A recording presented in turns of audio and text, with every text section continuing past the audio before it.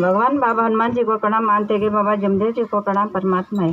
मार्गात येण्याचे कारण माझे पती खूप दारू पीत होते.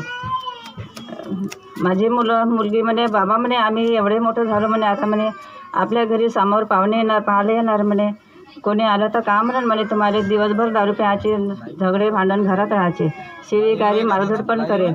मग माझी मुलगी तिच्या बहिणीसोबत इथे हिंगणघाटला गेली होती आपल्या हिंगणघाटच्या कार्यक्रमाला.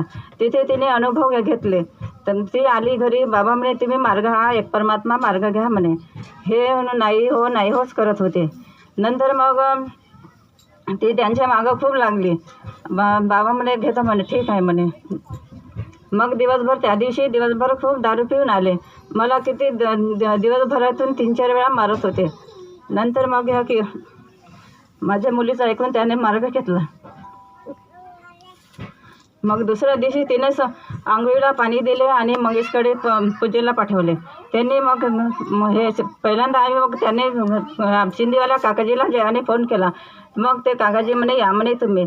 तिथून मग 5-6 महिने गेले. तिथून आम्ही शिंदेवाल्या काकाजीने आम्हाला इकडे पाठवले तलमली काकाजीकडे पाठवले वर्धेला. तिथून तुम्ही मार्ग घ्या म्हणे काहून इकडे म्हणे याला तुम्हाला दूर पडते म्हणे चर्चा बैठक लागेल झाले तुम्हाला लांब पडते म्हणे. मग तलमली काकाजीकडून मार्ग घेतला.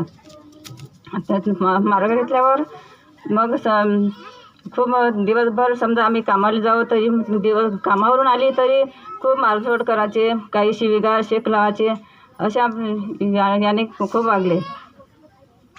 माझ्या मुलाच्या वेळेस मला घरपासून तर बसस्टॉपपर्यंत सुद्धा मारत नेलं होतं. मला एका व्यक्तीने ऑटोने आईकडे माझे सासरे म्हणत होते म्हणे पोरीला म्हणे आईकडे पाठवून द्या म्हणे. मी आईकडे गेली. तिथून 4-6 महिने राहिली. माझा मोठा मुलगा झाला. माझे सासरे मला घ्यायला आले. 3.5 वर्षाचा मुलगा होता मोठा अक्षय. मी तिथून घरी आली. पुन्हा तिथून आली का 15 दिवस 1 महिना चांगले राहायचे पुन्हा तसेच वागायचे. मग पुन्हा मी 1-2 वेळा आईकडे गेली. तिथे राहिली. मग सर्वांचं म्हणणं का पडलं होतं का म्हणे हे काही सुधरत नाही म्हणे जाऊ नको म्हणे तू इथेच राहा म्हणे. पण मी म्हटलं माझा मुलगा आहे. माझा मुलगा असला मी कशी आई म्हणू पहिला असा दुसरा कसा मिळते मला म्हणू. मी कुंकू पुसून शरण्या लावत म्हणलं मी तिथेच जातो म्हणलं. नंतर मी इथे आलीत माझ्या मुलीचीच पुण्य आहे मार्ग घ्यायचे. एवढे मी माझे 2 शब्द बोलून संपवते. नमस्कार.